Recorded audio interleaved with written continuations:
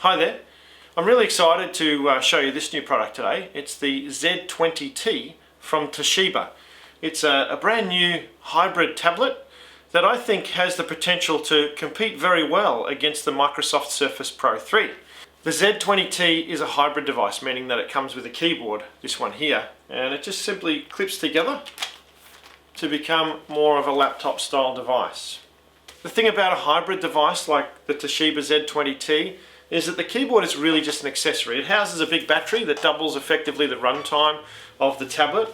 A nice keyboard, some ports along the sides, but apart from that you really don't need it to run the device. Everything that you need is actually built into the tablet display itself. An interesting design feature that Toshiba have built into the Z20T is very similar to what you see on the Lenovo Helix.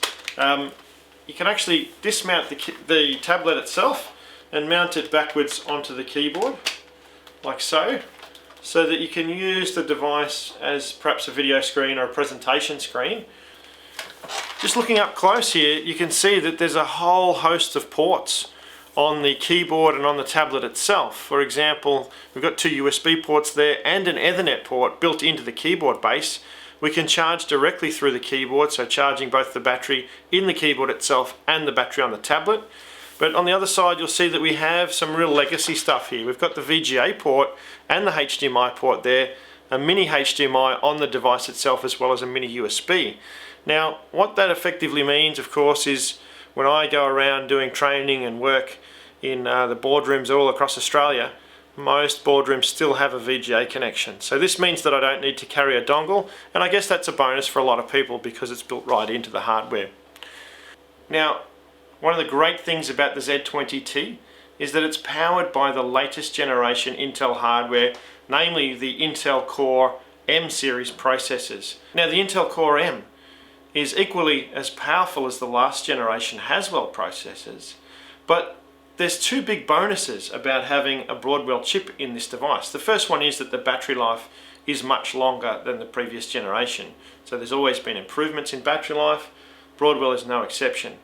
But the big thing that you will notice by looking around the Z20T is there's no fan vents. So this is actually a fanless design. So this is something that a lot of people have really been excited about and waiting for many years, to see a high-powered tablet like this without a fan. The other benefit of the new hardware is the fact that it's so much lighter. Now if I could take my Surface Pro 3 here and put them side by side, I wish you could actually feel that.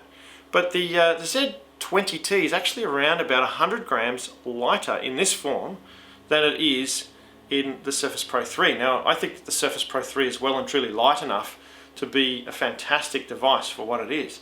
But having that 100 grams less on this device is just amazing.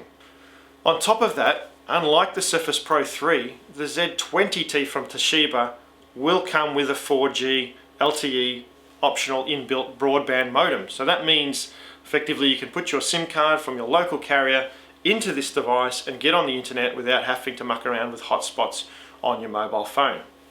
What I expect to see in terms of battery life on the Z20T is probably somewhere between 6 and 8 hours runtime on the device itself for the average business user, and at least that again with the keyboard attached. So you've easily got all-day battery life on this device. In fact, I find with my Surface Pro 3 that I can be away from the office all day and get through the day without having to plug in. With this device, having the keyboard with the battery inbuilt alongside you, you'll easily be able to get through 1, if not 2 days of work without having to bother plugging into the wall. So we're really getting into a good place in terms of battery life and power consumption on these devices now. In addition to having the latest processor, we also have a 1920 by 1080 high definition screen. The sample unit that I have here doesn't actually have the digitizer hardware built in, but all of the models in Australia will ship with the Wacom active digitizer system. There is a very small slot inside the tablet itself, just there, for a small pen.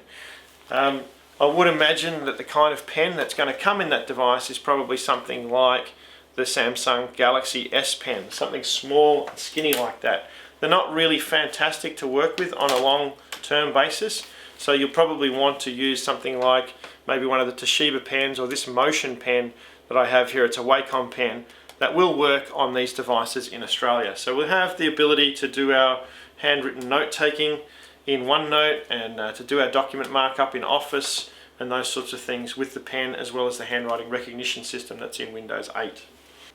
I think that the Z20T from Toshiba is going to be a massive hit for companies who are looking to roll out a laptop replacement device or a hybrid tablet laptop replacement device. And the reason is that it has a lot more of the features that are going to tick the boxes for those corporate users. For example, having that VGA port on the side, being able to use the base keyboard as a docking station effectively with its USB ports, HDMI and VGA, as well as Ethernet, means that companies don't have to go and shell out extra for a docking station just to get up and running. The lower resolution screen, that 1080p screen, is also going to solve a lot of the headaches that come with screen scaling in Windows. For corporate users, that's going to be really important as well. And I think the last reason that the Z20T is going to be a massive hit is because it has 4G inbuilt, and that is a feature that customers, particularly in Australia, are looking for in a mobile device like this.